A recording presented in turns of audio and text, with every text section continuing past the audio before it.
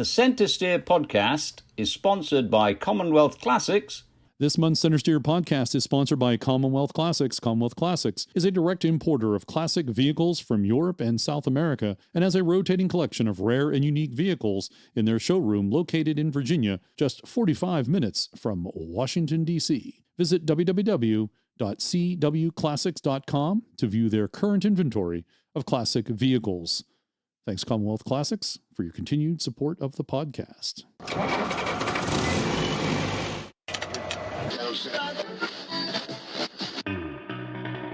The Centresteer podcast, a podcast by, for, and about Land Rover owners.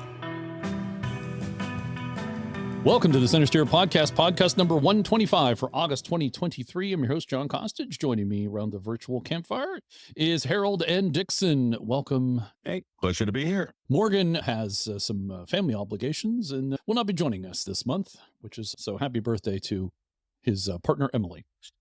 That's the family obligation. That's enough. Centresteer is a monthly podcast for Land Rover enthusiasts, hobbyists, and owners around the world. All of us here at Centresteer are owners and enthusiasts also, and we'd like to thank you for listening and engaging with us. Special thanks to our Patreon Buy Me Tea subscribers for their continued support.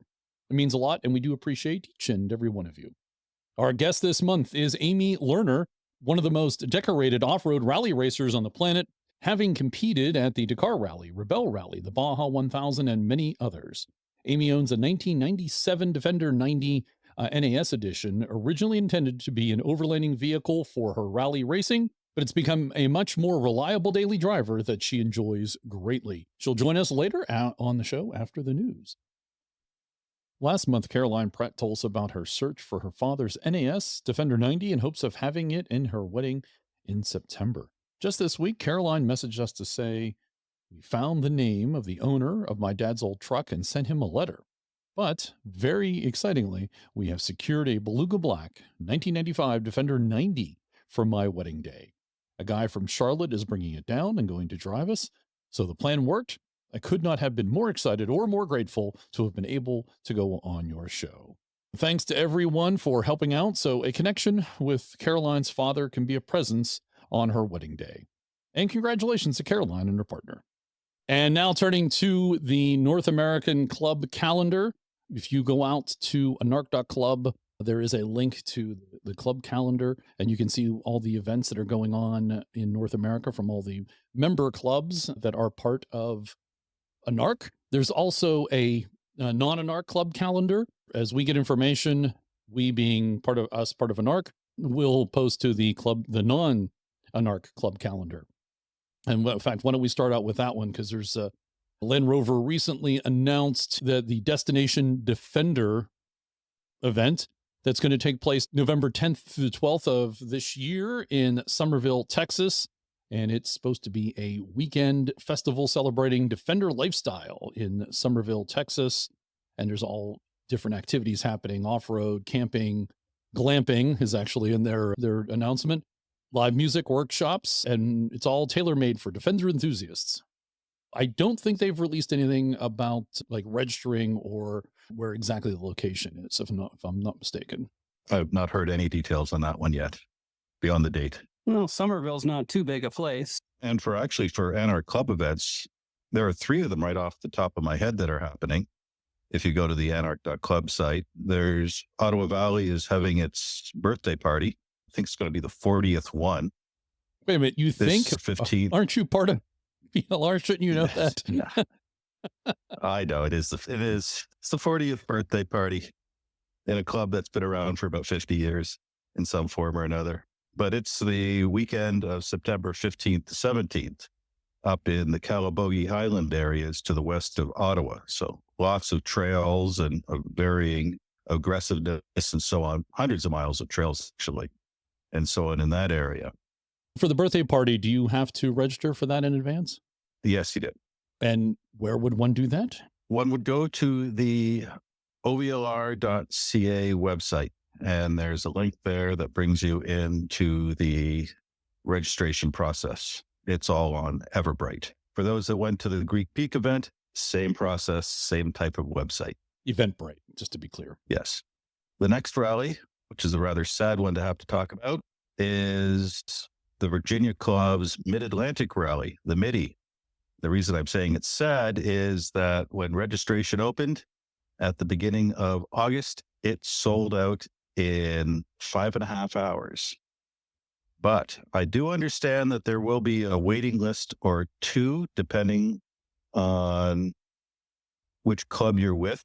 I understand the Rovers Club, for example, the president who represents them on ANARC is holding a list for those that drop out. I have an update for you, Dixon. Today, David Short, president of Rove, actually sent me an email and asked me to share this about MAR. He did say the event sold out in less than 4 hours. They have a few tickets that were returned, and they will go on sale. Ready? September 15th. There may be as many as 20 tickets. He said, keep an eye on the website for details. So there's your breaking news about MAR, is that there will be some tickets that have been returned. I don't think they held any back. And then he also says, new for this year will be food trucks available during the midday periods on Friday and Saturday. They're still working out exactly what food trucks will be there. They're going to have a vendor village next to the main pavilion. Lucky 8 is sponsoring Friday night festivities.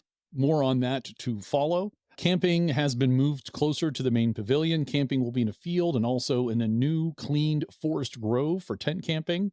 RTV and blind man obstacle courses are being planned. And electricity has now been run to the main pavilion to assist with charging devices. He ends, and for those of you who've attended MAR in the past, you'll appreciate this last comment. The hurricane forecast is still unclear at this time. And if you want to find out more about it, it's roav.org/MAR, all in lowercase. You'll want to go to that website at 12:01 a.m. on September 15th and start hitting the refresh button. Yes, I suspect that'll sell out also very quickly. And we have the next rally is actually the Rovers Club is running their fall Robinsonia trials. It's a 2 to 3 day event on October 2022, mostly centering around RTV trials and so on a variety of different courses and so on. Cheap one, $25 for participants. It's all primitive camping and so on. If you go to the Rovers website and or their Facebook group, you can find more information there about it. And finally, the event for this fall at this point in time is the 19th annual Uhari Road Expedition put on by the Old North State Land Rover Society. This event is in the same national forest as Uhari Safari takes place, but that's in the springtime. This will be on November 3rd to 5th on the same groups of trails to the national forest. It's a very pleasant event to go to. And it's free, though you have to be a member of the club to go to it. If you want more information on that one, the Old North State Land Rover Society Facebook group or website will have lots of information for you. And that's it for Rover events that we have been told about. If there are listeners out there, members of other ANARC clubs who haven't been as forward, please do send to the ANARC Club website any information on club events that you know about, and we will get them out to other people. That's all. We're going to try to do, especially North American events here. They're coming up in the next, say, 3 or 4 months. We're going to try to make this now a monthly activity to let you know what's coming up on those events. And Old North State, we'll have a link, of course, in the show notes, is onslrs.org. If you're not on Facebook, but it's the Old North State Land Rover Society to check for. And that's the roundup of the fall events that we are aware of.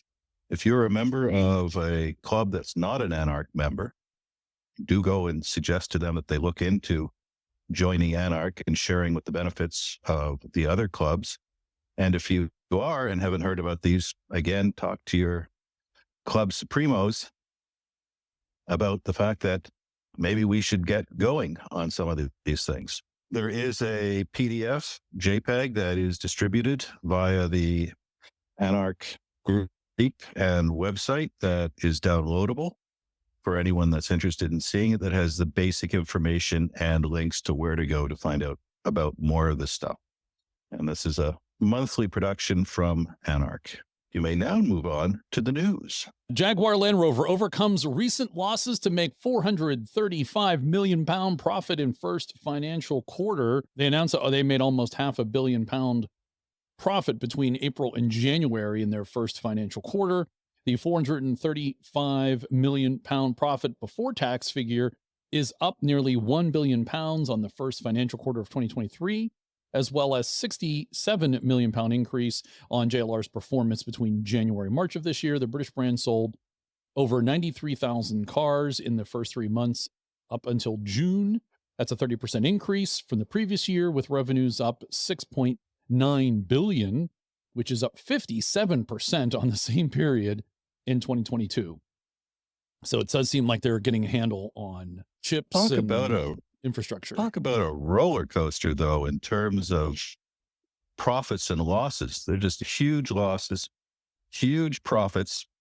You almost can't take the numbers seriously anymore, and you might as well just forget about the quarters and so on, and let's have a moving average to see how they're doing. Yeah, because if you're profiting $400 million and that's pounds, and it's £1 billion more than you made last year, same period, that means you were losing a crap ton last year, and now you're making a bunch this year. Yeah, serious roller coaster. Very good accountants.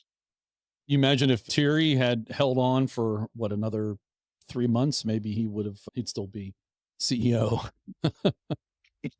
All right, let's move on to crucial £4 billion Tata investment puts JLR back on the front foot. The company behind JLR plans to plow £4 billion of investment into a new battery making facility in Somerset, creating 4,000 jobs alone. And there's an article here from Coventry Live, talks a lot about it, but there's 2 bits I want to talk about in particular, which is about that battery project. It is a mega project with an estimated capacity of 400 gigawatt hours, twice the size of the average battery plant, making it one of the largest in Europe. It will produce up to 500,000 batteries per year when at full capacity, more than enough for JLR and probably half of the expected demand for batteries by UK car makers by 2023. And then this is a quote from, I think Dr. Tennant, Coventry Live likes to talk to. I think this is his quote, if I remember correctly. The UK ban on the sale of new petrol and diesel engine cars from 2030, apart from hybrids, which have until 2035, means that establishing this critical supply chain here in the UK is vital. Other areas of competence include electric motors, electric drive units, power inverters, etc. Also, post-Brexit trade agreements mean that electric cars built here in the UK must have 45% local EU or UK content for next year or face a 10% tariff. I think some good information about what that new battery plant is actually going to do, because before it was just, hey, they're building a battery plant, but I think there's now some concrete facts to put behind that. And if it's making 500,000 batteries, Jaguar Land Rover making about that many cars a year, that should be fine, at least for the foreseeable future. And there's surplus that can then go to other manufacturers that are actually interested in buying them. You do want to be the first in there, because Nissan's putting in a smaller plant it's good for about 100,000 batteries a year. But if every automaker does it, there's going to be severe oversupply there. But it's good that they're in there early. Certainly trying to be. Hey, if they sell well, they may even outstrip that 500,000 if things go well. Very possible. Although with the number of special models they have coming out, they may have an excess batteries. We'll get into that later. That's a little hint as to what's coming up later in the news. All right, let's move on to the Discovery. And the headline, I think, tells you everything you need to know, but there's a little bit to read about it. JLR wants to reposition poor-performing Discovery brand with think tanks and branding. When the announcement was made that the Land Rover nameplate would take a backseat under the new brand structure, several commenters were perplexed at the decision.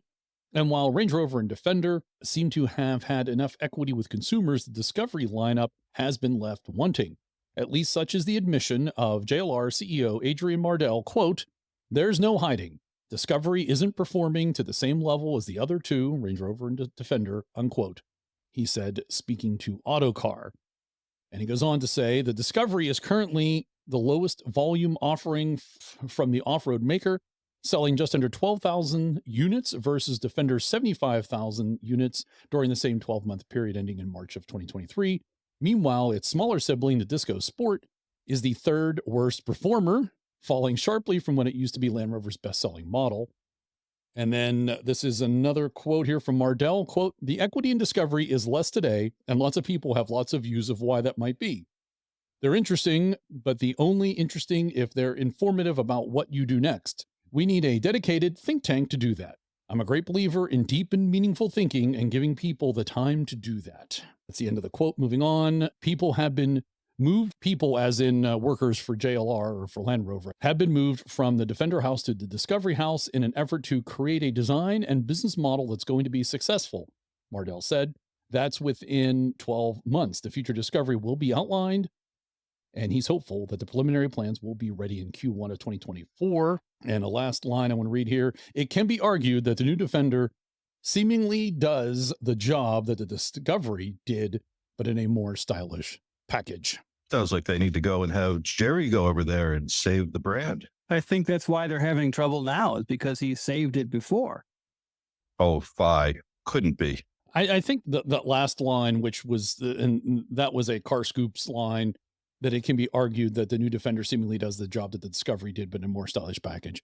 I think that's exactly what's happened. It's these very similar underpinnings. I know people have said that the Defender was fresh and all new as far as the underpinnings were concerned, but I'm still pretty confident they did a lot of testing over the years in the Rangy and in the Disco before putting that stuff into the Defender package. So I think that's it. There's just overlap. They're all SUVs. They all seat people, whether it's 6, 7 people.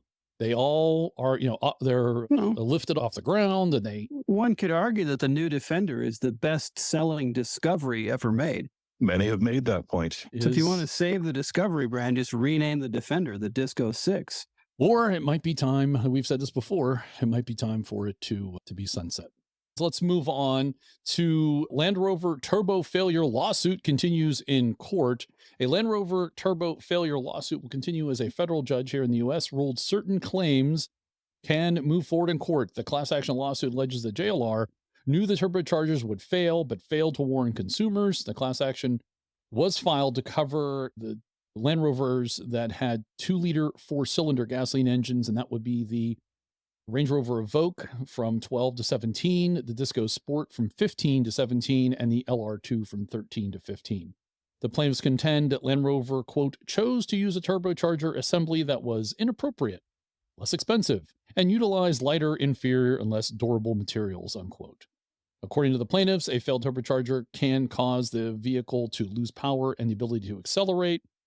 In a 31-page opinion, the judge granted Land Rover's motion to dismiss in part and denied it in part. According to the judge, the plaintiffs' implied warranty, common law fraud, and negligent misrepresentation claims are dismissed, but the plaintiff may file an amended complaint that cures deficiencies noted herein. So if you have one of those models, it's something you may want to pay attention to. Next is Land Rover Defender once again hits uncharted territory and joins TikTok. So Land Rover Defender came into the world as this rugged and versatile off-roader and would take you anywhere, anytime. For the past few years, it's evolved into a lifestyle, popular vehicle, posh and chic that makes a statement.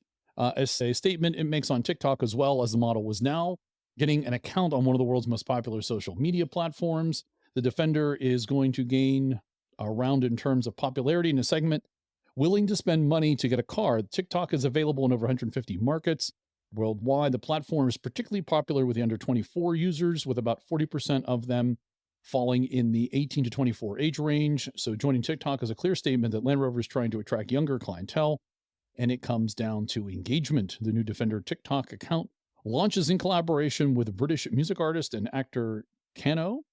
He will be the one providing the initial soundtrack to the account. So if you're on TikTok, you might want to look for that. I brought this up just to show that Land Rovers are trying to appeal to the younger set, and it seems like there are some younger folks actually driving cars, which is, I think, a good thing. I'm actually surprised that it took them so long to discover TikTok and have an account on that platform. TikTok, when it started, 2016 or something about that? And it's been big in the news for at least the last 3 or 4 years. I guess the question for me comes up is, if the 18 to 24-year-olds, do they have $50,000+ to spend on a new Defender? Their parents might. Valid. They might. Yeah, that's a good point. I hadn't thought of that. It's like selling children's cereal. Who are the ads aimed at and who actually buys the cereal? It's classic. You're using the adolescents and the younger crowd to influence the purchasing decisions of their parents. Oh, get this. It's cool. Don't get that BMW. Look, it's on fire on the side of the road. They must have used their turn signals by mistake. All right, moving on. New Baby Defender joining Land Rover lineup. The British automakers reportedly signed off on a Baby Defender to be the fourth model behind the 130, the 100, and the 90, potentially due out in 2027. According to Autocar, the Defender will be a sibling of the next generation Evoque, Velar, and Disco Sport. It's going to run on the company's new EMA electric vehicle-only platform. A source tells the outlet that the 4x4 could adopt the Defender Sport nameplate. There's no exact word on size just yet, but Autocar reports that it will be much more compact in all dimensions when compared to the current Defender. However, because it'll share its underpinnings with those smaller cars, it's probably going to be about 15 feet long, 6.5 feet wide, and 5.9 feet tall.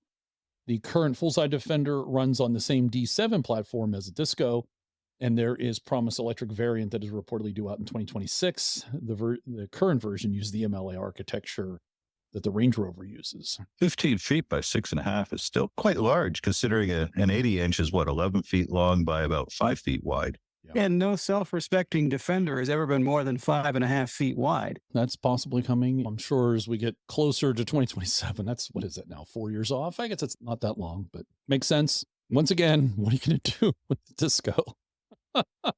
That's just one more reason why the Disco doesn't need to be. And then why do you have a Disco Sport? Next up, ultra exclusive Carmel edition Ritzes up the 2024 Range Rover. So the Carmel edition is based on the top long wheelbase SV model with a 606 horsepower version of twin turbo 4.4 liter V8. Its unique exterior and interior treatments are surprisingly subtle, starting with SV bespoke special effect gloss white paint and 23-inch wheels with white inserts. Inside, it features the 4-seat interior with a fold-out table and a fridge. The cabin is finished in two-tone Perlino and deep garnet leather.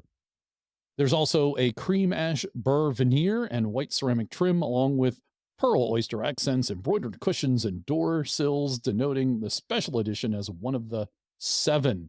Let's give you the bullet point highlights. Land Rover's unveiled a special edition version of the 2024 Range Rover, called the Carmel Edition. It's finished in an exclusive white exterior paint. Interior is tan and maroon leather, ceramic trim inserts, and stickers for, this is a correct number, $371,475, and only 7 will be produced. 7, single digits. They're going to make 7. Do you think there's actually more than 7 people who would spend that much on a Range Rover? Yes. That's why they're only making 7, Harold, because there's probably like 10 or 14 or 20 people that would do that. And they're like, so we'll only make half as many. But it's the Carmel edition, so it's ridiculously expensive, and it only drives 17 miles at a time. So I guess one could graph this, because 7 for 370, the Isla edition of the Defender is 230,000 pounds, which is about 290,000 US, and they're making 30 of those. I wonder if we can start graphing price points for special models. Certainly, this reinforces the notion that they want to compete with Rolls-Royce, Bentley, your super high-end type stuff. Moving on to the 2023 Land Rover Defender 130, there's a first test from Motor Trend. If you're interested in purchasing one or you're thinking about it, I would recommend you check this out. They tell you what's important, what they like, what they don't like. It's a review from here in North America, and they'll tell you about it if that interests you. And also, there's a video. Apparently, there's this. I know we've had these on mentioned them on the podcast before, but this is a 14-minute video of the Defender 130 P400 First Edition. It's a POV. It's a point of view from the driver. So he does a walk around, gets in, gets out, puts the seats down, sits in the back, sits in the third row seats, drives it normal, drives it fast, and then also does a review or a walk around, when it's stopped with the lights on, goes through some of the menu items too on the screen. If you can't get to the dealer and you're curious about purchasing one, this might be a good video to check out. There seems to be a lot of these point of view videos out there now on different cars, and this is one on a 130. And then next, America is getting the Land Rover Defender Trophy Edition. Land Rover Trophy Edition is based on the Defender 130 P400 SE version. The special edition comes in matte Santorini black, featuring special Trophy Edition wrap, which instantly highlights the fact that this one is a special breed. The wrap brings along a golden topographical map design on the doors and spare tire cover. The model also gets the special edition Defender Trophy badging and is equipped with an Expedition roof rack with a deployable ladder, Pelican roof box, a winch, front skid plate are also part of the package, and Land Rover mounted mud flaps, a wheel arch protection, and tow hitch receiver and recovery points. An off-road package brings all-terrain tires. That's interesting. Off-road pack with all-terrain tires. Shouldn't you have off-road tires? Okay. An electronic active differential, black roof rails. The advanced off-road capability pack adds all-terrain progress control, terrain response 2, as well as configurable terrain response. Future owners are invited to take part in the Defender Trophy competition in Austin, Texas from October 29th through November 8th, which is just before Destination Defender, if I'm not mistaken. The overall winning team will go on a 4-day adventure trail experience in Namibia. Only 220 units will be built for the U.S., starting at $103,000 plus a $1,475 destination charge, and available starting this month in August. And 10 more units will be specially manufactured for our friends in Canada. So there's this year's Trophy Edition. They should call it the Pittsburgh edition because it's black and gold. It is.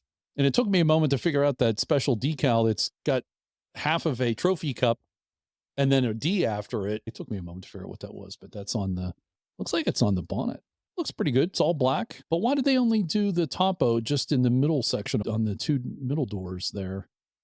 Doesn't seem like, at least based on, they did it on the tire cover. See, it'd be clever if it was a topographical map of Pittsburgh. Now that would be very cool. In gold on black.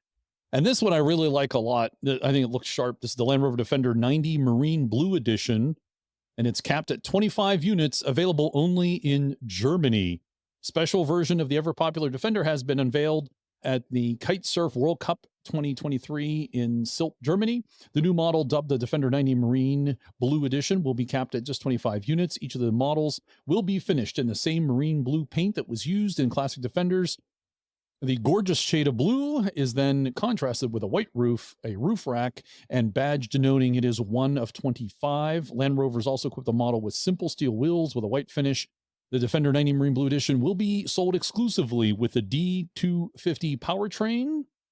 And that, of course, is a diesel. And Land Rover will only sell the limited edition model in Germany, each with a starting price point of 99,800 euros, which is about $108,000. Could you buy this one and have it imported in the U.S.? No, because maybe you probably could, instead of buying the American. Only if it has a edition sticker under the hood saying it meets U.S. emissions and safety standards, which it probably won't. Even though the diesels before did? It has to be done every year, the recertification. So it's a pretty nifty looking unit. And even if you are not interested, go check out the photos. It looks pretty good. I think they did. Is it not possible to get a new 90 here in marine blue? I don't think in that shade of marine blue, Harold. I think they've reserved this one. He's not mistaken. I wonder what it would cost to get a 90 and do a marine blue wrap on it or paint it. Yeah, sharp looking. It's it does actually look sharp. I could do without some of the white inside the truck, but Yeah. other than that, I like it. Exterior, I think it's pretty sharp. I agree with you. A little too much white on the inside. Yeah, they have a picture of it with a Series 3 in the same color blue, and that's a pretty sharp looking vehicle. And then you may have seen this video that was out from Richard Hammond from Drive Tribe, and it's called Richard Hammond on the Greatest Barn Find of All Time.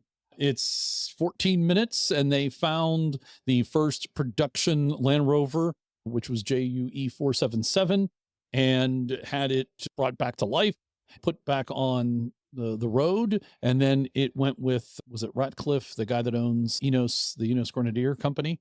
They took that and some other heritage vehicles, not just the Series 1 that's here, the JUE 477 Series 1, but they also took some other heritage vehicles out to the Gobi Desert in Mongolia and took it on a 3-week tour. And that's what this video talks about, with Richard Hammond done in kind of that old Top Gear style, which I thought was a really good piece. That was actually really well done. Well, it's Hammond doing Hammond. And we saw bits and pieces of this over the last couple of years where they found it. It was in found in a barn, and they talk a little bit about the history of the truck. It was originally supposed to have been given to the king, but apparently it went to a doctor instead, and then it sat on a farm for a while, and then it was actually literally in a barn, and looks like it almost had been crushed in that barn. That's a little rusty. The thing I noticed about the video, though, they rarely, if ever, I can't think they ever mentioned the name Land Rover. They certainly call it JUE, which is a short name for it because it was number plate JUE 477, and they talk about the series. Since Ratcliffe owns the Grenadier, there was a lot of also Grenadier content, especially when they were in the Gobi Desert, because those were the support trucks. So it almost seemed like an ad for the Grenadier. He owns both. It makes sense he tried to fit them both together. Yeah, there's some, and he says, yeah, he certainly feels like the Grenadier is the successor of the Defender's Land Rover heritage. Well, I think in a lot of ways it's truer to the heritage of the Defender than the Defender is. If you want to check that out, it's worth your time. If you haven't seen it already, it's pretty good. It kind of takes you back to the glory days of Top Gear. Next, a pre-production 1970 Range Rover Velar used in winter testing in Finland went up for auction.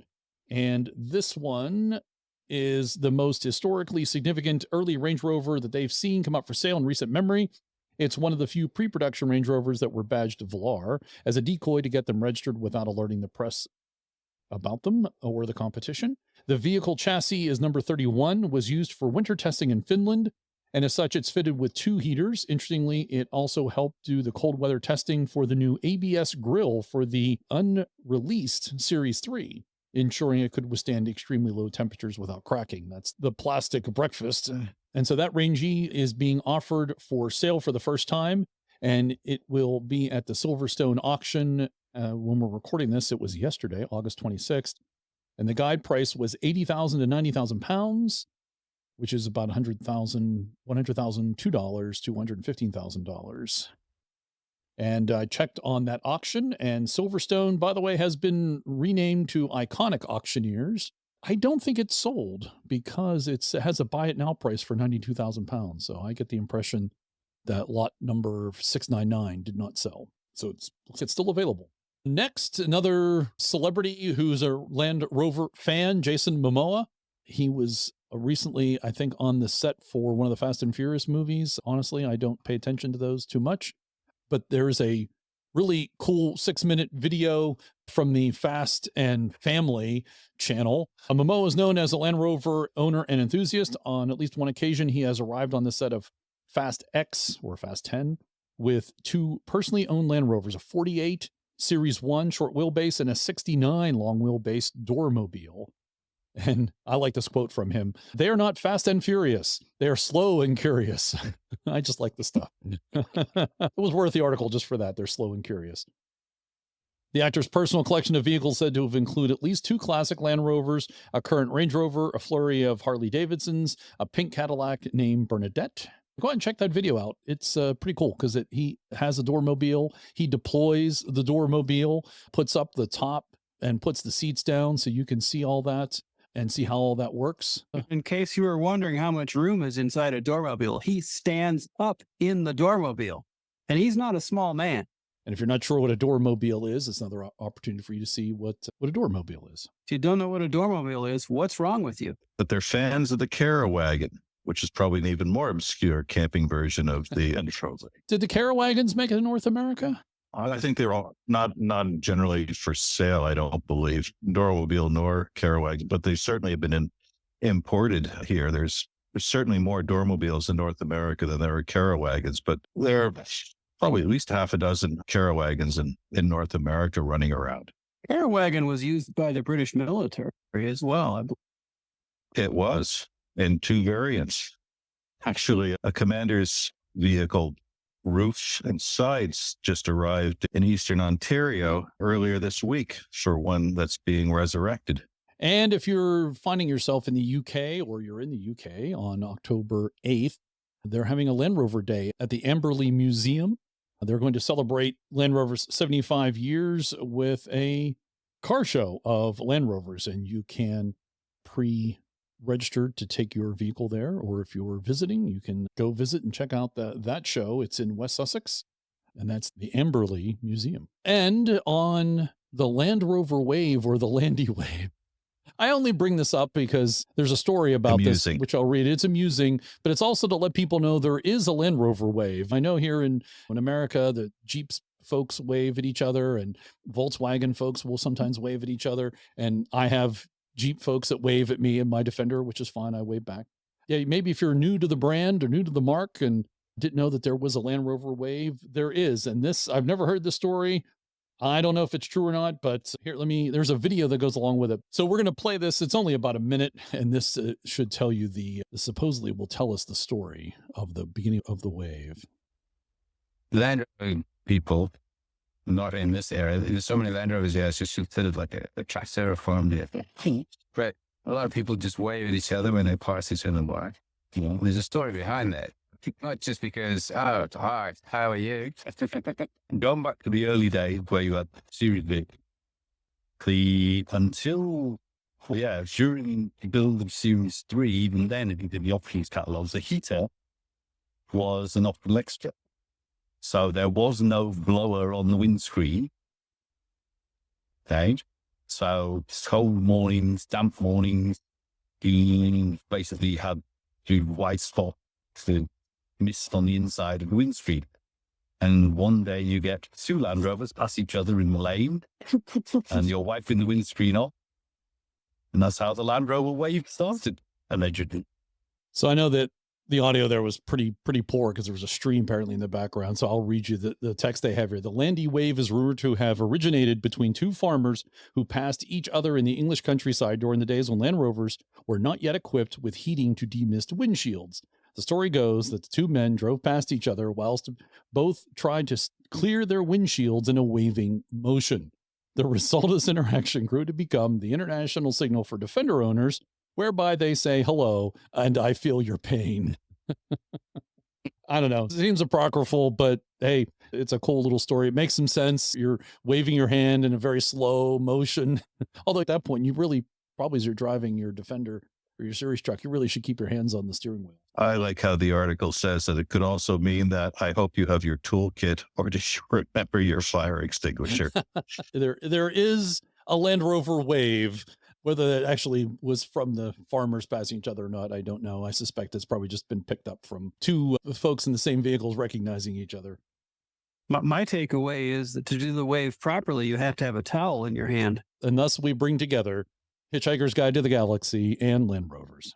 It's interesting that the Land Rover wave arose over in England, because over here in North America, at least from the mid-1950s on, regulations required all of our vehicles have demisters, a heater and a demister in there. So wouldn't necessarily be that for lack of heat or lack of demisters, as they're saying, though. Of course, yeah, with those running, you still have to wipe your windscreen off. That gets into a tangential discussion on how effective the average Land Rover heater might be, or the Smith's heater, for those that didn't have a Kodiak. But I had a squeegee to keep my windscreen clean, and I did have a Kodiak.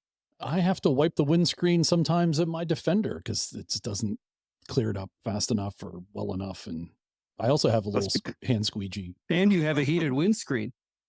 And I have a heated windscreen. That's right. That's right. Yes. And it's still not enough. There is a Land Rover wave. As you're driving your Land Rover, take a look, and if you see another Land Rover owner, wave to them. It's the nice thing to do. All right, that's the news for August of 2023. And now welcome to the podcast, Amy Lerner. Amy is a accomplished off-road rally racer. She has competed in the Dakar Rally, the Rappel Rally, Baja 1000, and others. She's also a Land Rover owner, which is the main reason you're here, Amy. So first of all, welcome to the program. Thanks for having me. Appreciate it.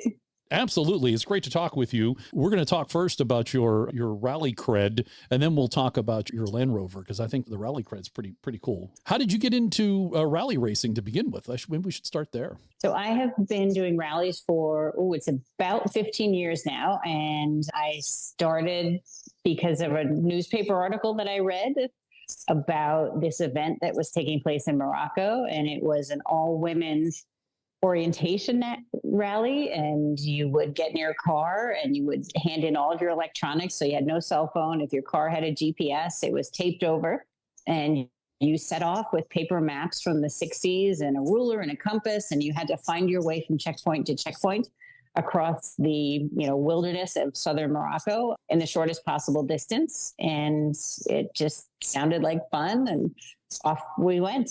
That's not the Rebelle Rally. That's something else. That is the Gazelle Rally. The Rally Aisha des Gazelles is the full name. Yep. Nice. And that was 15 years ago. That was, actually about 13 years ago. And then you got bit by the bug.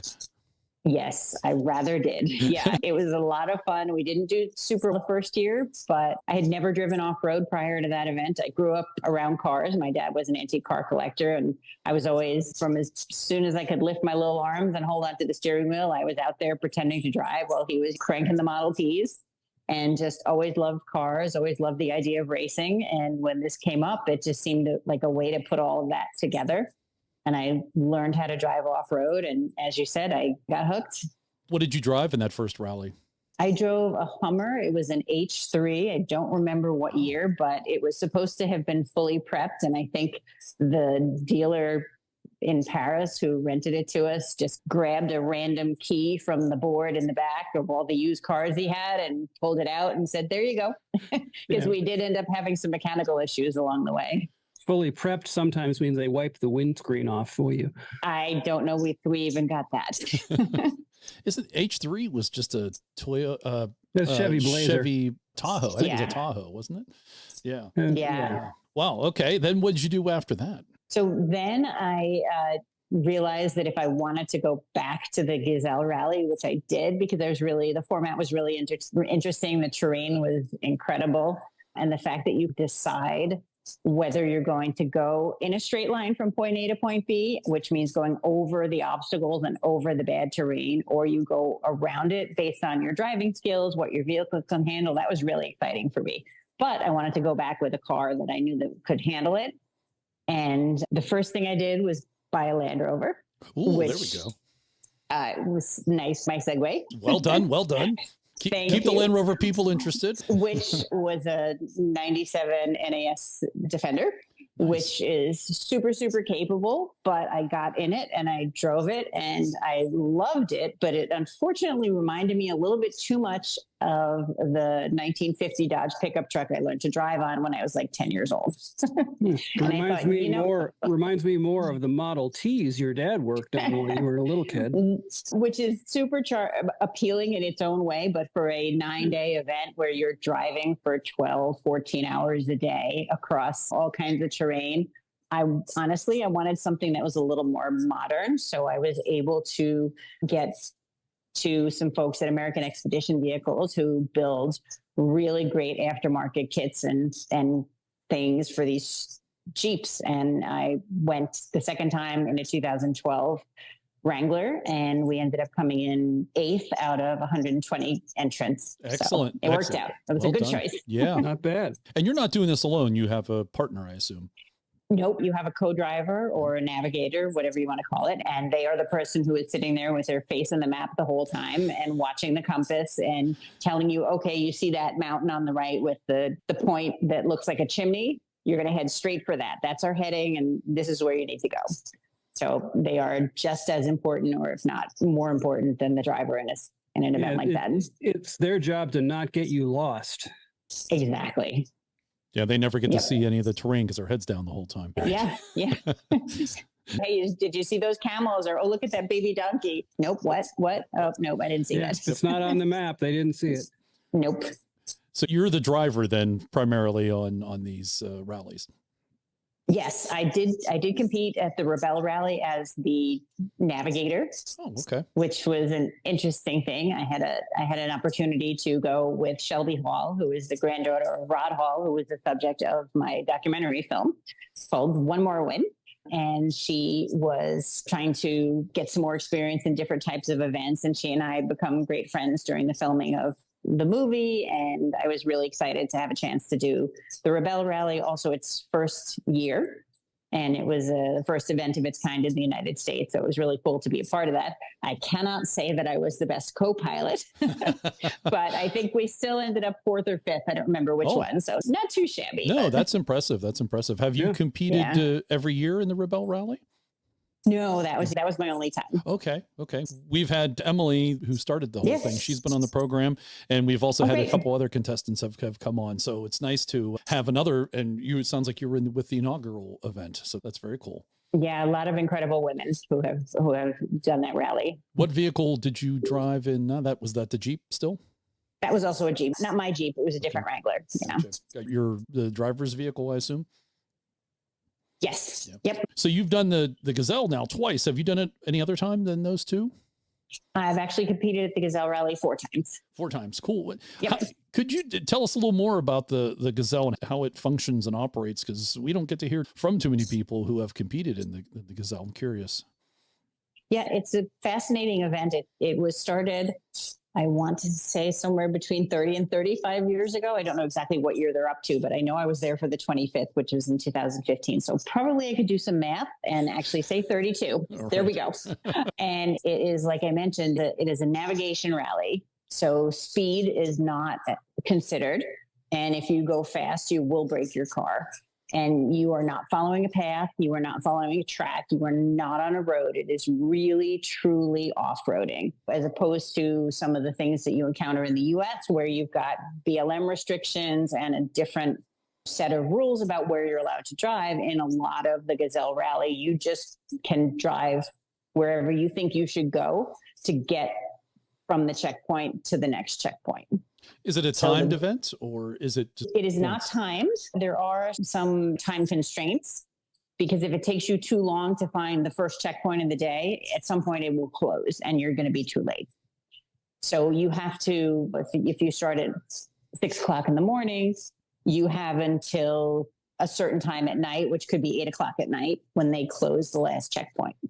And you carry through as much distance as you can over the course of that day. And that could mean finding 6 checkpoints, 8 checkpoints, 10 checkpoints. And you are finding them because your navigator has gotten a set of coordinates in the morning, and they plot the coordinates of those checkpoints on the map, or they get a distance and a heading. From checkpoint number 2, for which you have the coordinates and you plotted that on your map, you need to go, 17 kilometers at 106 degrees. Your navigator will make a line on the map that equates to that information and plot the next checkpoint. So if the plotting is wrong, you're not going to end up in the right place. Right. So that's your first problem. Before you even leave the bivouac in the morning, if you have mistakes on your map, you're not going to be doing what you need to do. So it's more about accuracy than speed. Absolutely. Accuracy, knowing your vehicle, knowing what it can handle, knowing what you can handle as a driver to get from where you need to go. And if you can't take that straight line, because the easiest thing to do is say, okay, from checkpoint 1 to checkpoint 2, it's this distance and this heading. And I'm just going to point my car and I'm going to look at my compass and I'm just going to stay on that number. There could be a river in the way. There could be a mountain in the way. You've got to figure out how to get around that obstacle that sometimes there's no way you're going to drive over it and get back on track and keep going. So it's a very mental game. And then you have to figure out, the sun is setting, you're running out of daylight. Do you just hop on a track that there are fields of this stuff called camel grass, which is a grass that the sand gets caught in the roots and it makes these humps that are filled with grass roots. And they are brutal if you get stuck on one. You cannot dig yourself out because it's full of roots. But when there's a large field of that stuff, the people who live in that area need to get across it. So they will have some sort of a path. There's some sort of a track that you can follow, which is not necessarily going to be your shortest point A to point B distance, because it's going to be windy. It's going to go the easiest way. But if you have to be aware of your time, so if you're running out of time, sometimes you have to make the strategic decision to say, I'm not going to take the straightest course because it's going to take me longer, but I'm going to find that track and I'm just going to zip along it and get to the next checkpoint and keep going. So it's really strategic, which kind of adds to the fun. And it's only you, your car, and your co-driver. You can't ask anybody for help. You can't Google anything. You can't look at the GPS. It's really, you really get an opportunity to learn your own limits, which is super fun. Are others that are competing in the Gazelle, are they nearby? Do they help each other? Is there like a team spirit award? They do Team Spirit Award. I don't know if they have one, Yeah. but you are encouraged to help each other if somebody's in trouble. You are not really supposed to help each other navigationally because you're really supposed to figure that out on your own. And they do break up the field of competitors into groups. So there'll be one group that's going to the A letter checkpoints, one group that's going to the B letter checkpoints. So you can be on a sandy plateau where there are, a bunch of trees and a couple of bushes and see nobody. And then suddenly you see someone and you think, okay, they're over there. That must be where we should be. And you may be looking for the B checkpoint and they're looking for the C checkpoint. So it's really fun. It's really interesting. But you have to have confidence in yourself. Right. That discourages then folks from just all going in the same trail and then waiting for someone to have a mechanical breakdown and then you pass them. And yeah, exactly. No, follow the leader. Yeah. Yeah, because they may not be going where you're going. Right. Wow. Yep. That's pretty cool. That at least certainly that's a good way to do that. Wow. Okay. Just to go back, what were those clumps of grass that the camels had pulled up? What do you call? They were root balls or something? Is that right? It's called camel grass. Camel grass. I've not heard of this before. Yeah, and the camel grass grows in sandy areas. Yeah, and it tends to capture the sand that blows by at the base of the grass.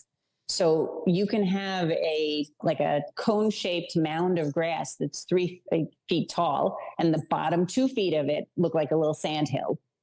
Oh. And it's not a sand hill. It's a 2-foot cone of roots that happens to be packed with sand.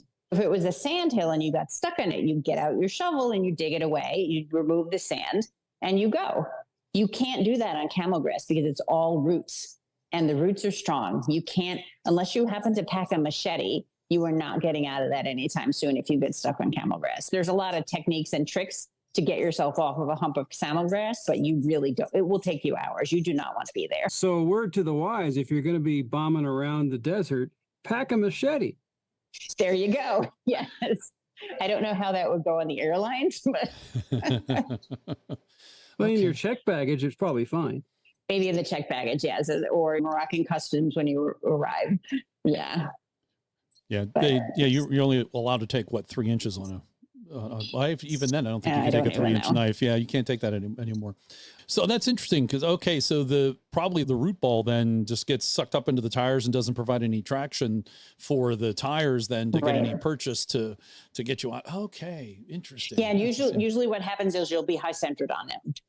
Okay. Yeah, that's usually what happens. Your differential is a prime target to get stuck, embedded into the root. You can't dig that down because of the root. Yep, exactly. Okay. I'm thinking the tires, you're going to put the tire on the obstacle, but you're also not sure how wide those are, I take it. You can if you're really confident in knowing if you know your vehicle really well and you know exactly where your wheels are, and you can visually say, okay, that's, however many inches high, and I know my differential will clear this many inches, so I'm good.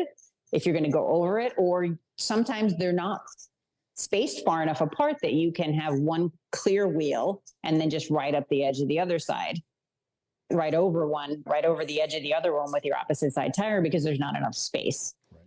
So it's almost like a minefield. It is like a minefield. Yes. Yes. And does this go on for like hundreds of miles, tens of miles, or is it just like or is it like quicksand? You don't know it until you see it? They are usually marked on the map with a bunch of little dots. So you'll be able to know that it's coming up. The tracks that go through it, the paths that go through it usually are not on the maps, but you'll know approximately how long it is. And it can be a kilometer of it, depending on what direction you're going. We've learned something on the podcast. I had not heard of that before. That makes some sense thinking to some of the movies and that you see. Okay. Interesting. Just drive around them. There we go. There's the easiest thing to do. Just drive around them. But then you have to worry about the timing issue too, because you still need to get to that obstacle. So when you get the obstacle, I guess it's just then collecting all those obstacles in the time that you're allotted. And the more you complete within the time allotted, then the higher you're ranked, I take it. It's actually different. I know that's more of the way the Rebelle Rally is scored. The Gazelle Rally is scored really on, yes, for the checkpoints, but also the distance it took you, the distance you had to drive to get from the checkpoint to the next checkpoint is really a priority. If you were supposed to get from one to the other in 10 kilometers and you take 40 kilometers because you got lost, you went around in a circle, you went around some things that you really could have gone over, you will be penalized for that. Okay. Really is about accuracy. Yeah. So it really is about accuracy and making smart choices, because sometimes, like I said, with the camel grass, you have to weigh, okay, it's going to take me 5 more kilometers to get around the camel grass, but I'm not going to get stuck and be sitting in the middle of it for 3 hours. So you have to make those choices. And I take it the Gazelle is a different course every year so that you can, Yes. yeah. So yeah, just I assume because that way people don't get familiar with what to do. Yes. Yep. How long is it overall? Is it a 3-day event? It's 9 days. It's not 9 days with, 9 I think, days. isn't there like 1 day of rest in the middle? No, there's Nope. no rest. Okay, that must be- Dakar Rally is 13 or 14 days, and there is a rest day. Okay. So Gazelle Rally, you go 9 days straight. And what you get in the middle is a marathon, which is 2 days back to back. And normally you would end your day at a bivouac, which is a camp where they have shower trucks and food, and you're still sleeping in your tent, but at least you're with everybody. And then the marathon days, you camp out in the wild. You start the morning of Tuesday, leaving the bivouac, and then Tuesday night, you just pick a spot and you wild camp and heat up, boil some water and make yourself a little dehydrated meal. And then you carry on the next day until Wednesday night, you're back at the bivouac. It's the exact opposite of a rest day. Correct. And you also have no mechanical support.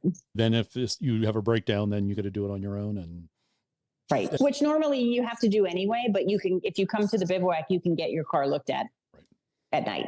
gotcha. Like the Rebelle does. The Rebelle has on-site same. mechanic. Yep. So you mentioned the Baja 1000. Then why don't we talk about that? When did you do your first Baja 1000? I actually did not race in the Baja 1000, but I have chased it a couple of times filming it while Rod Hall was racing. Anytime we can talk about Rod Hall is a good day. So yeah. Yes, the man he was called a legend, and he truly was. Well, I call him Yoda. Great guy. That is a funny thing that you said that, because if I could go back to the Gazelle Rally for a second, the first year we went, the reason I know Rod is because he was the one who did the training session that we had in the sand dunes at the California-Mexico border prior to the event. And I had no idea who he was.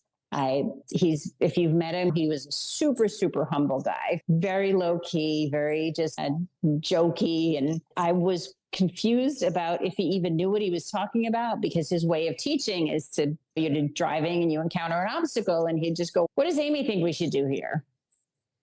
And I'm like, "Aren't you the teacher? Shouldn't you be telling me what to do?" But that was the way he taught until we went to a restaurant at the training session, and he walks in. We're looking for a table, and I start to hear these little whispers. "Oh, that's Rod Hall.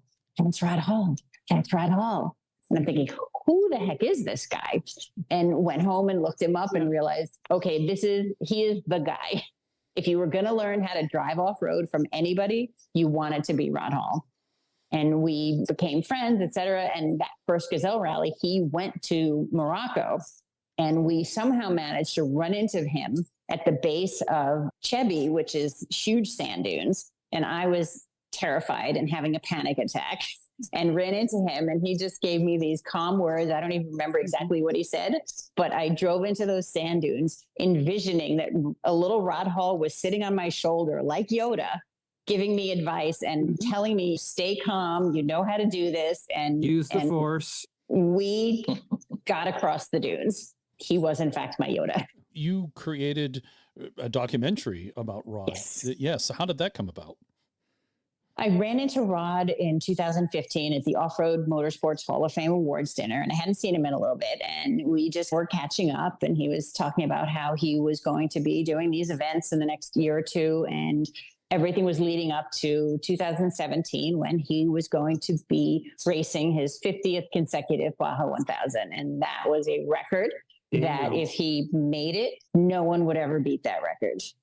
Because he, as he liked to say, was the only one who was there at that first race who never graduated.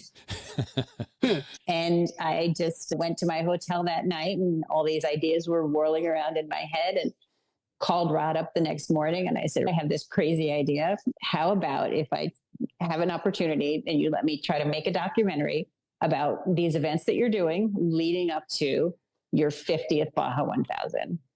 And his answer to me was, maybe over the years, people have asked me, can I write a book? Can I do a movie? And I've always said no. And he goes, because you're the one who's asking, I'm going to say yes.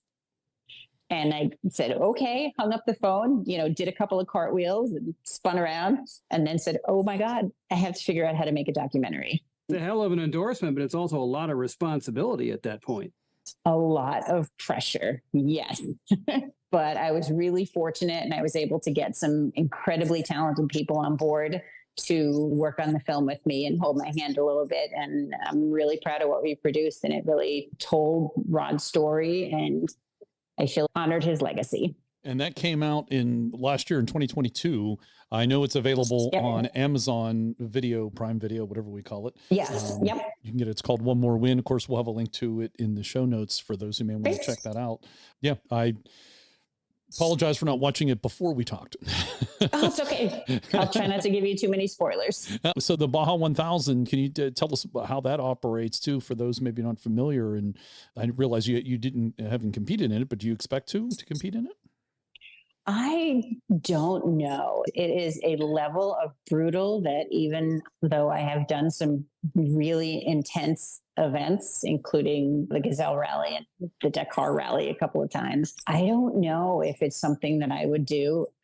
As I said, we filmed it twice with Rod in 2016 and 2017, and it is a nonstop 1,000-mile race. You drive off the starting line in your race vehicle and you race until you hit the finish line, which is 800 to 1,000 miles away. And if you're really good in a trophy truck, you're going to be finished in 13, 14 hours. But a production vehicle, which is the class that Rod raced in, sometimes will be 28 hours, 34 hours. When you go and you have to plan out where you're going to stop. You are allowed in this event, as opposed to others, to change drivers and change co-drivers. So your strategy has to come into play. How long can my drivers last? How long can my co-drivers last? Is it better to change them more frequently so that they're fresh, or just keep going so you don't take the time? You are allowed a chase crew, which is your team with your mechanics, and they are flying down the highways to try to get ahead of you, which is what we did as a film crew. So I had a little of that fun. And if you have any mechanical issues, you try to make it to whatever your meeting point was so they can look at the car while the clock is ticking, while you're still racing. Even though you're stopped and your mechanics are fixing something, you are officially racing. So you just fly down the peninsula, and the terrain is really rough and it's really long. And that whole chasing thing is a separate race within the race. It is, and it's actually dangerous. Some of those chase trucks are incredibly well-prepared competition vehicles. Yeah, they are, because what can happen is if you really have a mechanical problem, you are stuck on the course and somebody's got to get to you. And if they have a vehicle that is not equipped to handle the course, they're either not going to get to you, or it's going to take a really long time because they're going to have to limp along at 15 miles an hour. And they've got to get there to keep you going. Exactly. Because the clock is ticking. Yeah. So just to give you an idea of the legendary status of what Rod achieved, on an average Baja 1000, about 50% of the cars that start actually make it to the finish line. And Rod not only finished most of the ones that he entered, but he got a Guinness Book of World Records for winning 50% of the races he entered. So he won 25 Baja 1000s in his class. He had a class win. That's still impressive. Yeah. No, and it's a brutal event, because as you say, half don't finish. It seems to me that the way you win is it being the biggest failure in your attempt to break your truck. Yes, pretty much. But there are many different classes of vehicles. So the trophy trucks are like the iPhones of the off-road racing world, and they are super high tech, super fast, huge amounts of horsepower, huge amounts of suspension travel, and they just skim the surface of the terrain as fast as they can. And then something like what Rod would race is a modified production vehicle. So the durability is limited. It's not as fast. It doesn't have the travel. So you really have to manage it better to just finish. A class win is significant. How many classes are there? Do you know? Off the top of my head, no. I'm gonna guess that there's, because you've also got the side-by-sides or the UTVs, and there's probably 5 or 6 classes there. There's different types of trucks. There's the Volkswagen Beetles have a few different classes, depending on how modified they are. You've got buggies, you've got motorcycles. Yeah, so there might even be more than 20. For the same track space, too. Apparently there's the trophy truck, there's trophy truck unlimited, trophy truck legends, trophy truck spec, class 3, class 7, 7F, 7SX, stock midsize, 8, sportsman truck unlimited, hammer truck unlimited. There may be more because there's 4 pages. So anyway, Oh yes, there are. While you were talking, Amy, I decided to do a little Googling, which sometimes you can do. And you're right. There are, there's a lot of classes. There's UTV classes. There's Baja e-electric vehicles. There's the moto class. There's the truck classes. So there's the car/buggy class. Oh, here's a new one for 2023, the Heavy Metal Limited. Yep. Must be a V8 crate engine and must match body, no limit on engine displacement. And all those classes, like you said, they're going down the exact same course.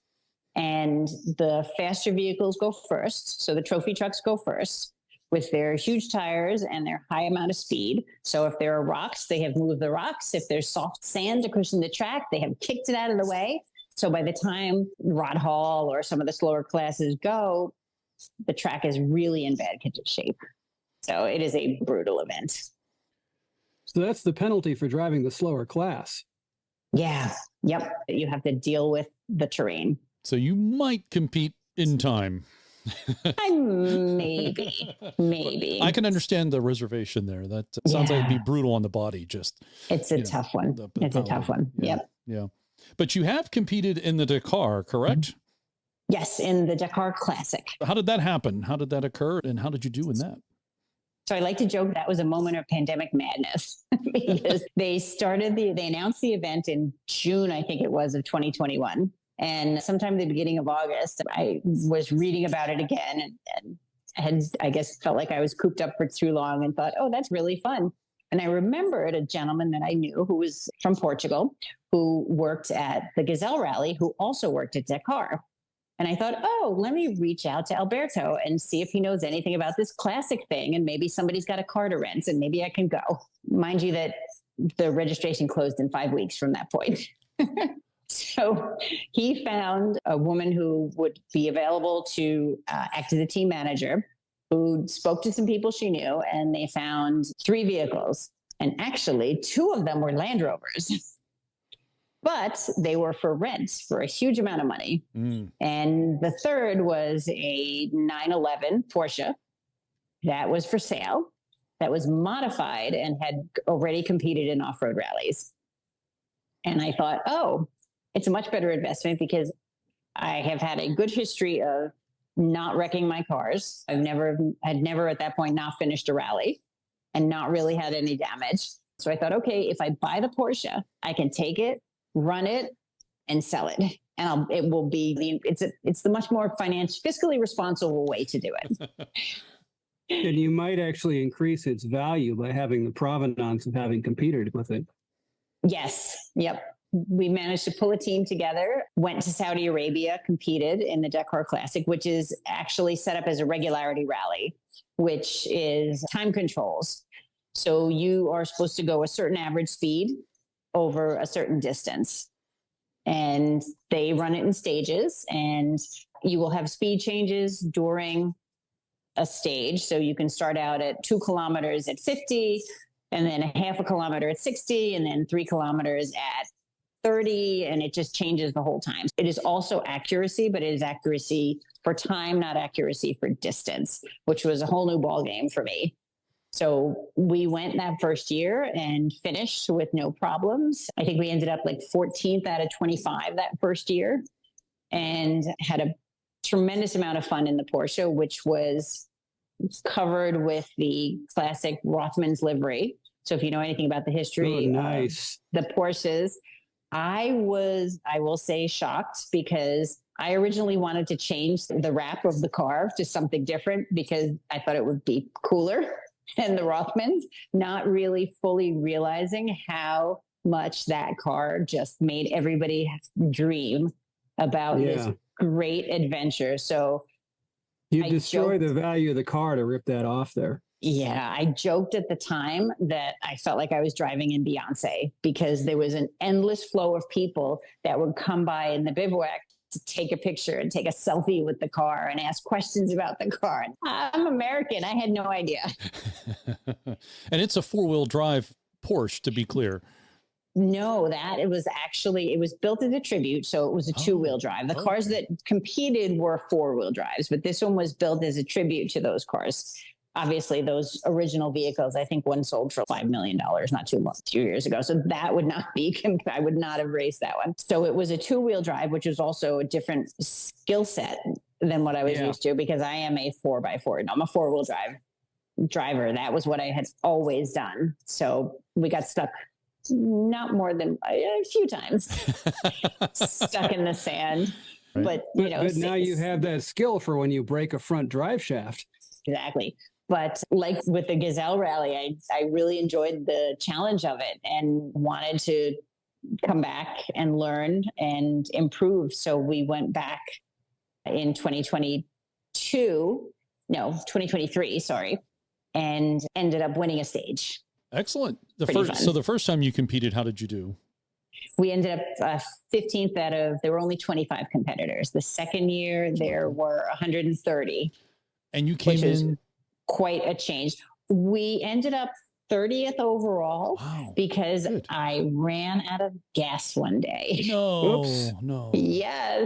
No. Because so you won one stage and blew another, and it equaled things out, huh? Yes, actually, I blew it. We were in the top 10 the whole time, and it was a lot of soft sand that day, and I was, I guess, a little bit of a lead foot, a little heavier on the throttle than I needed to be, and ran out of gas 2 kilometers before the finish of the last stage.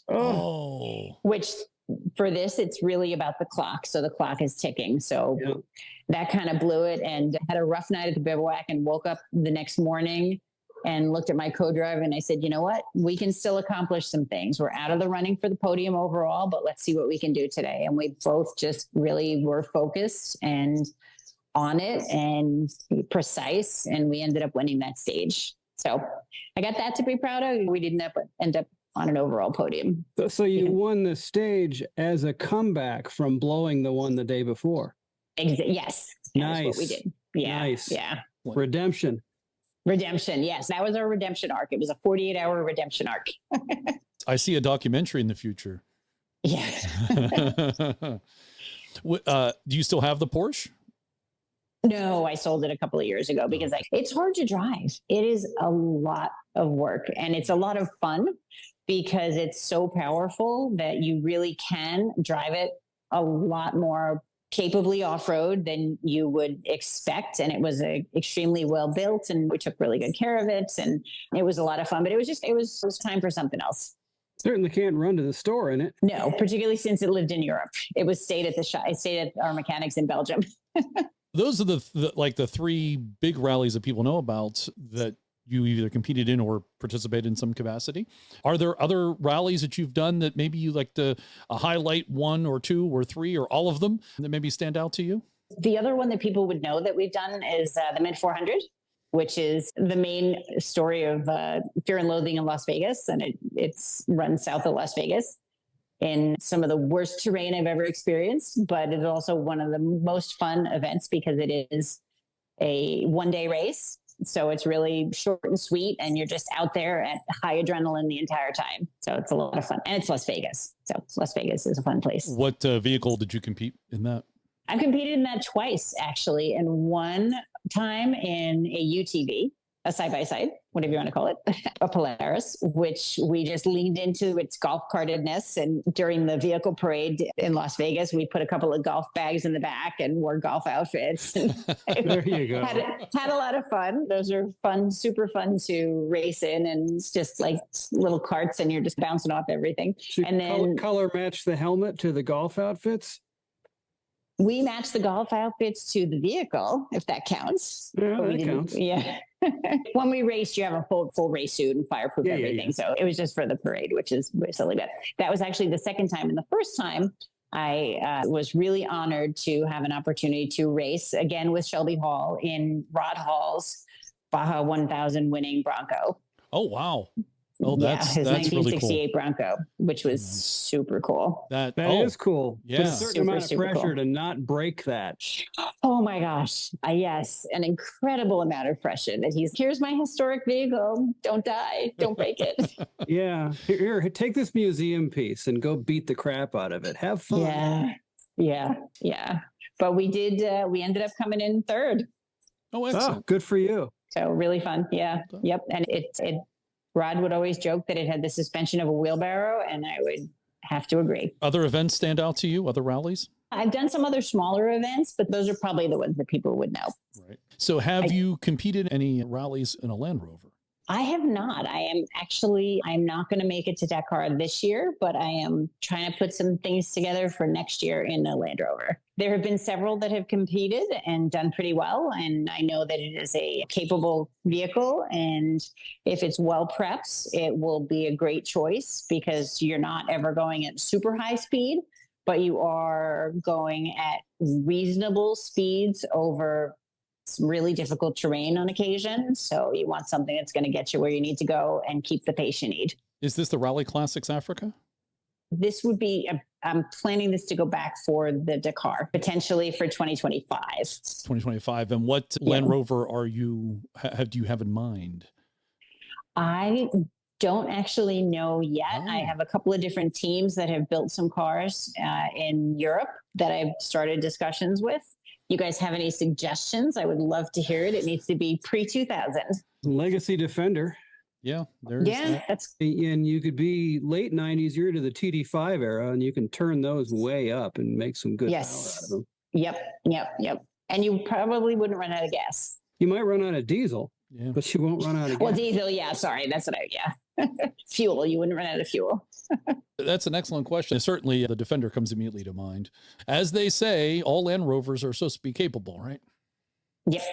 Yeah. So I'm thinking maybe Range Rover SV autobiography. Why not? Someone should do it. Is that pre-2000 though? Oh, that's true. Do they have any? But you could do a D1 and you could paint it sand glow and really piss some people off. There you go. That would be fun. There we go. Controversy. Yes, yes. You could have a Camel Trophy sticker on the side. I don't know. Do you guys know Sue Mead? She is an automotive journalist and she is a dear friend of mine and she has helped me out with a lot of things over the years with my rallies, but she has competed in the Camel Trophy. So I would not deign to make a fake Camel Trophy car. There's a difference between a tribute and a poser. So a tribute would be okay. True. I did have a tribute Porsche, so I guess there's precedent. But you could do it sand glow with all the accessories, but leave the stickers off, and people will get the hint of it. I think if you go too that's far, a good idea. Start stickering them up too much, then it starts to look like you're trying to make a real one, and that's not cool. Yeah, that's a good point. So let's talk about your Land Rover connections. So you have a 97 Defender 90 NAS. How did you acquire that and why? Really, it sounds like you've been competing in everything but a Land Rover, but why not? Yep. You mentioned the capability that they're known for capability. And when I came back, as I said, from that first Gazelle rally and had a car that was not well prepped and had some issues, the Defender was mentioned to me as a possible car that would handle that event really well. And I drove by a little shop and a couple towns away from me and stopped and talked to this nice Irish lad. And he's, I have a customer who's got a Defender and they want to sell it. And it was there you go. Beautiful and in great shape and not at the time, super, super expensive. And I thought it's a really cool car and it's fun to drive and I would love to have it anyway. And it just worked out and ended up buying it. And then, as I said, it didn't, after driving it for a bit, seem like it would be the most suitable car. And I didn't like it too much to want to take it over there and bang it up. So I got a great classic vehicle, but I did not get a good competitive vehicle, but it worked out okay. Well, but you need something to get groceries in too. So it's still a win, right? Yep. So do you know anything about its provenance and who had it? I do not. I know the name of the guy that I bought it from, also in New Jersey, but I don't know before that. And he had it for a number of years. He'd had it for maybe, let's see, when did it end? 2012. I think he had it for 10 years. So he might have been the second owner. It might be a known quantity for the podcast listeners, because New Jersey is also a hotbed of Rover ownership near DC and Virginia and all. But it's become your daily, if I'm not mistaken. Is that correct? It is my weekender. Did you do any off-roading at all on your own or with a club, or is it just stay on the pavement? Where I am, there's nothing that's in less than a couple hours to get to, and it's just been with kids and this and that. It really would be have to commit a weekend and my rally travel, and I just haven't managed to get off road too much. I did take it up not too long after I got it to the Overland Expo that was held in Vermont at the time. So that was fun. Got to drive in some mud. It rained. It's not a Rover event if it doesn't rain. Have you made any modifications to your 90? No, I haven't. I've just maintenance type stuff, and there was some lights that weren't working and got everything up to speed. The suspension was changed. It was an aftermarket suspension when I bought it, but I haven't done anything else. Probably a little bit of a lift. Yeah, I think not much, maybe an inch and a couple inches, I would say. That's fairly common.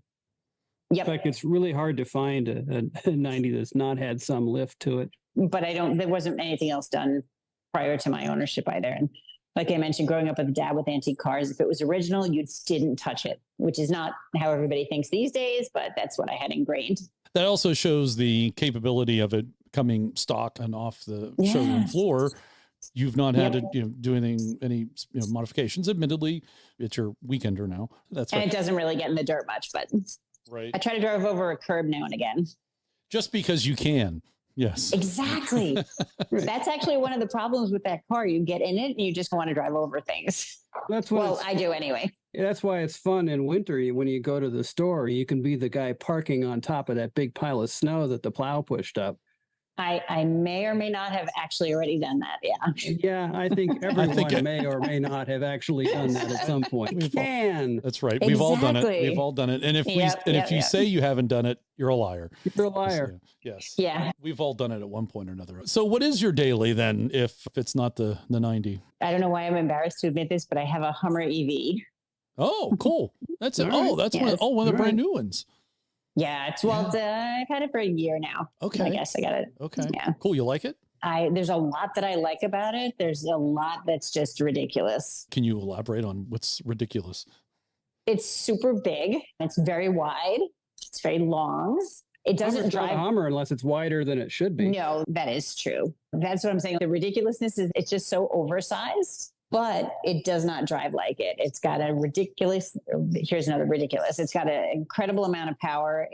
It's so fast and it handles really well. Oh, good. And it is so much fun to drive. Yeah. But it's a ridiculous vehicle, but in the best possible way. Okay. But that's kind of tradition because the H1 was a ridiculous vehicle too. And that's what put Hummer on the map. It is very on brand. Are there other Land Rovers in your future, aside from the one that you're considering for future rallies? Have you gotten that bug to have multiple Land Rovers? I am out of garage space. That's a temporary problem. I'm out of garage space. Yeah, I could move. I could. My husband has a Trans Am. I could make him get rid of that. I think that's reasonable. Shove that outside. I do have a couple of things outside already. Oh, all right. Well, there you go. Anything else notable in your fleet? I do have my two kids' cars, and then I still have my Jeep from the Gazelle Rally from Morocco. Nice. You have the Wrangler. Yeah. Okay. Yeah. Very cool. Still the Wrangler. That's a collectible now. Yeah. It's 2012. What's coming up for Amy Lerner in the future? We know you're thinking about doing the Dakar rally again in a couple of years with hopefully a Land Rover. We need to get you to have more Land Rover content. You have 2 years to prepare for this. That's right. You have 2 years to get your Rover ready. But what's anything coming up immediately? Any more rallies before then? Yes, I'm actually headed to Morocco in a few weeks for a new event. It's called the RallyClassics Africa. It's put on by RallyClassics, who do a lot of events in Europe. Classic races, regularity. They do a Porsche series of races, and I've done a couple of their regularity events in Spain, which have been super fun. And it's a great organization. And this is a new rally, and it is going to be the same format as the Dakar Classic in a lot of the terrain that I've actually already experienced through the Gazelle Rally. So I'm really looking forward to it. And we are just renting a vehicle, which it is a Mitsubishi L200 little pickup truck. That is tuned supposedly nice and fast, even though we're not going to be going fast. It's always fun to have it if you need it. Better to have it and not need it than the other way around. Yes, exactly. There are supposed to be some small dunes that we'll be crossing. So having power in the dunes is always a nice thing. Yeah. What part of Africa is this taking place in? This is in Morocco, and it is in the eastern part of Morocco around Merzouga and Erdchebi. So this is a lot of sands. That's part of the Sahara. A lot of sand. Okay. A lot of sand. It's the edge of the Sahara. So there's some camel grass involved. There will be camel grass. Hopefully, we will not have to cross it. You are prepared, pack though. your machete.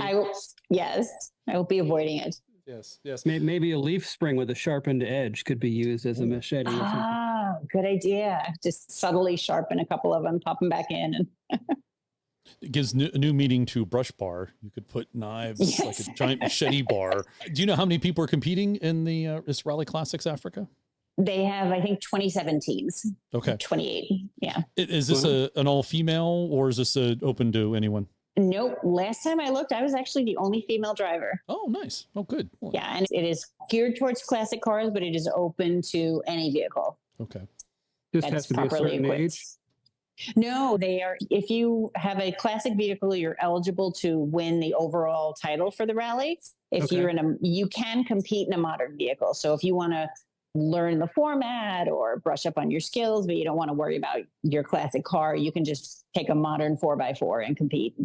But you don't win the award. You wouldn't win overall. You could win your class, but you wouldn't be eligible for overall. Got it.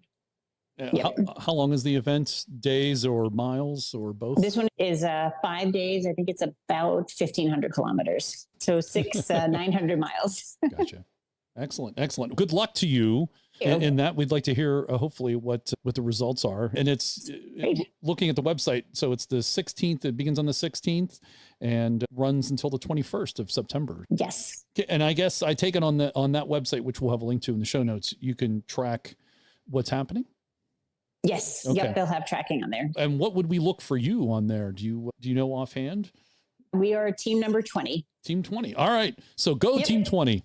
Go Team 20. Woo. Okay, we got to watch for Team 20 on RallyClassics, and it's rallyclassics.club. Of course, I'll have a link in the show notes for that. But got to get some shirts made up. Yes. Go Team 20. Go Team 20. Amy, thanks very much for coming on the program and talking to us about all the rallies. That's really cool. It's fantastic to have you on, and really appreciate you taking the time. Thanks. I appreciate you guys taking the time. Great chatting. Absolutely. And cheer on Team 20 on the RallyClassics Africa. Go out and watch one more win. And where else can we find you on the web? You can find me on social media at Team Lerner. At Team Lerner. We'll have a link in the show notes. So track that down and follow Fantastic. You. Terrific. Thank you very much. We hope you enjoyed show number 125. Thanks to Amy Lerner for talking about all the different off-road rallies that she's participated in. And don't forget, go Team 20. Follow her as she participates in the RallyClassics Africa. We'll have a link again in the show notes to RallyClassics. It's rallyclassics.club. And also thanks to Harold Dixon. Thanks again, as always, guys. Yeah, no problem. Not a problem. Hopefully Morgan will be able to join us next month. And also thanks to the One True Packs for his continued production support. And we post a new podcast at the end of every month. Our website is centresteer.com. It has all the shows that we've ever done. You can listen to them there, and also the show notes with links to all the stories that we discussed in today's podcast. You can directly support the podcast at patreon.com/Centresteer. You can buy us a t-shirt, sticker, or even buy us a tea/brown water. The menu on our webpage has the links to all of that. And if you have an idea for a guest, send us the details and the contact information if you happen to have it. Thank you for listening. We'd love to hear from you and what you're up to in your Land Rover. On behalf of the entire North American crew here at the Centresteer podcast, I'd like to thank you for listening today. We know you have a choice when it comes to your podcast content, and we do appreciate your choosing us. Please take a moment to look around you for any personal items you may be leaving behind, especially in the overhead bins. Remember, some items may have shifted during the show. Watch your step on the way out, and you may now resume your important things.